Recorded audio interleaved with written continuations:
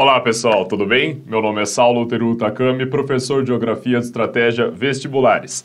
Domingo, dia 18 de setembro de 2022, um terremoto atingiu Taiwan. Então vamos discutir um pouco em relação a isso. Quais foram as causas, as consequências, em que pé que está isso, fazendo as investigações, considerando a ilha de Formosa, assim chamada Taiwan também, localizada a sudeste da China continental. Então vamos dar uma olhada sobre esses desdobramentos e, é claro, quando a gente fala sobre terremoto, não dá para negar que acaba sendo aí um prato cheio quando a gente fala sobre vestibular, bem como Enem. Então, devemos ficar sempre atentos às atualidades. Então, vamos lá. Terremoto atinge Taiwan. Então, vamos entender um pouco sobre isso. O epicentro foi no município de Xishan. Então, minha pronúncia sobre o idioma cantonês ou ainda em relação ao mandarim, você deixa isso de lado. Talvez seja isso mesmo, Xishan, o nome aí da cidade, do município. Então, vamos lá, ao conceito importante aí falando sobre epicentro. O que significa isso? Epicentro, pessoal, é justamente o ponto na superfície, considerando que é na crosta terrestre, a litosfera, onde a gente está pisando, que esse terremoto ele acabou sendo sentido. Lembrando que, além desse epicentro, tem um outro conceito que você deve tomar muito cuidado, chamado de hipocentro. O hipocentro, no caso, seria o quê? A origem desse terremoto. Então, a partir desse epicentro, em uma profundidade de 10 km, que foi o caso que eu estou demonstrando para vocês, foi o que justamente a origem desse terremoto. Então, cuidado aí para não fazer confusão. Hipocentro interno, epicentro nessa parte superficial.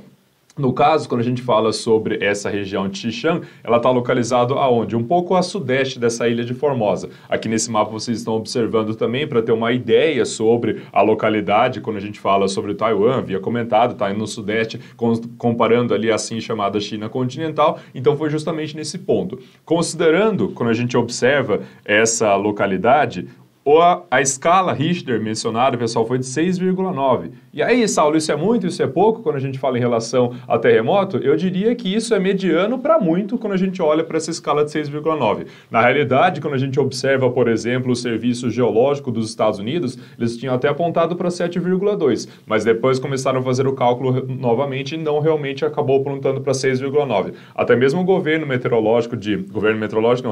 até mesmo o Centro Meteorológico de Taiwan fez a medição, foi para 6,8. Então está nessa faixa, 6,8, 6,9, como eu disse, é considerado mediano, mas realmente algo mais intenso se a gente for para analisar, até porque acabou acontecendo aí um número de destruição expressivo se a gente for parar para analisar. Então, comentando aí sobre os danos, por exemplo, olha só, aqui a gente vê aí um prédio que ele acabou sendo desabado por conta desse terremoto que ocorreu. Quando a gente olha também em relação a essa construção, é uma delas. Na verdade, outros dois prédios também acabaram tendo esse mesmo sentido. Além dessas construções, a gente observa também em relação a vagões de trem. 3 vagões de trens, eles acabaram sendo o quê? Descarrilados, ou seja, eles saíram dos trilhos por conta aí desse tremor. Além disso, uma plataforma ferroviária também ela acabou desabando por conta desse tremor e, claro, que as autoridades ainda estão fazendo as investigações para saber quais são os danos. Lembrando que esse município de Xishan, que eu comentei com vocês, a sorte, vamos falar dessa forma, é que esse epicentro ele acabou sendo na zona rural, o que é menos pior. Haja vista que a zona rural é menos populosa quando comparado com a zona urbana. Então, quando a gente observa, por exemplo, em relação ao número de mortos, feridos, por enquanto ainda o governo de Taiwan nem acabou fazendo essa divulgação. Então, soldados até foram enviados para ajudar, o que é excelente. Quando a gente fala sobre Taiwan, existe uma força especial, que é chamada Força Emergencial. E rapidamente, considerando que a governanta ficou sabendo dessa situação, então rapidamente ela acabou mobilizando os soldados para poderem ir até essas construções, esses escombros, e assim poder ajudar. De repente tem alguém ali que ainda está sendo resgatado, então foi uma ação bastante rápida. O número de mortes e feridos ainda foi relatado, conforme eu comentei com vocês.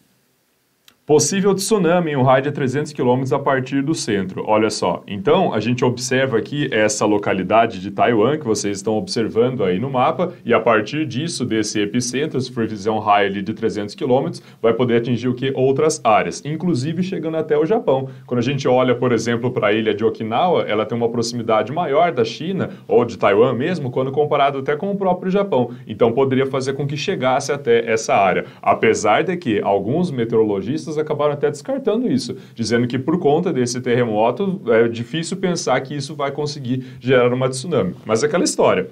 O governo de Taiwan também alertou as pessoas para ficarem alertas, porque pode acontecer ali um outro abalo sísmico. Então, considerando essa possibilidade de não ocorrer um tsunami, realmente acaba sendo bastante complicado, né? É a famosa história, né? Vamos aguardar aí, porque de repente pode acontecer sim.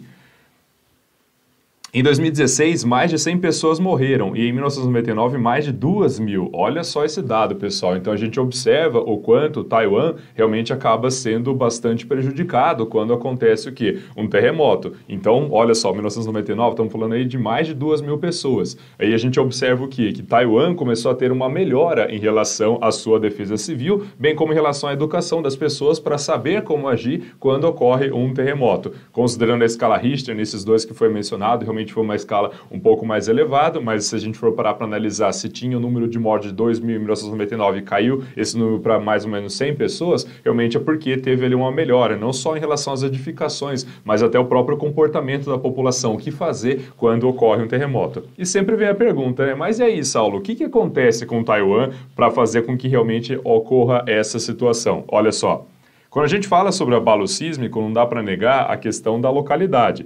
E nesse caso, quando a gente fala sobre Taiwan, ela está onde, pessoal? Essa imagem que vocês estão vendo aí, a zona sísmica, esse local especificamente, ele é conhecido como Círculo de Fogo do Pacífico ou Anel de Fogo do Pacífico. Você escuta anel, você fala assim, deve ser um local que tem várias quantidades de vulcões. Exatamente isso. Só que além dessa condição do vulcanismo que a gente está visualizando aqui, a questão do tremor também é muito comum nessas áreas, até porque o tremor pode acontecer por conta de um vulcanismo, por conta tectônica e assim por diante. Então, quando a gente observa a localidade de Taiwan, realmente acaba sendo um ponto onde é muito favorável esses abalos sísmicos. Sem falar também que, quando a gente olha para o mapa, considerando as placas tectônicas, Taiwan está muito próximo de um encontro de placas tectônicas. Lembrando que quando a gente fala do encontro de uma em direção à outra, como é que chama mesmo esse movimento, pessoal? Movimento convergente. E considerando esse choque, essa condição horizontal, a gente chama o quê? Movimento orogenético convergente, né, para ser um pouco mais específico. No caso, considerando Taiwan, é o que? A placa das Filipinas, bem como a placa euroasiática, que começa a fazer com que tenha esse choque, então mais facilmente faz com que tenha ali esse tremor, conforme eu estou comentando com vocês. Então, dando uma olhada aqui nesse mapa, a gente observa a localização de Taiwan. Deixa eu circular aqui para vocês observarem. Então, aqui fica Taiwan, considerando ali esse choque da placa euroasiática com a placa das Filipinas. Então, realmente acaba sendo um local onde é muito fácil pensar nesse tremor de terra que eu estou comentando com vocês, e foi justamente isso que acabou acontecendo nessa localidade.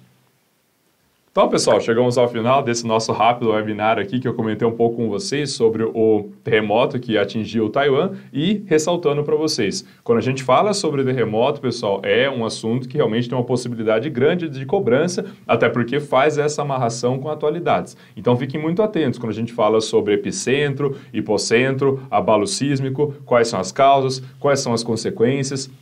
Se o país tem uma infraestrutura adequada para poder ter um dano maior, um dano menor e assim por diante. Então, realmente, isso deve ser sempre ali captado.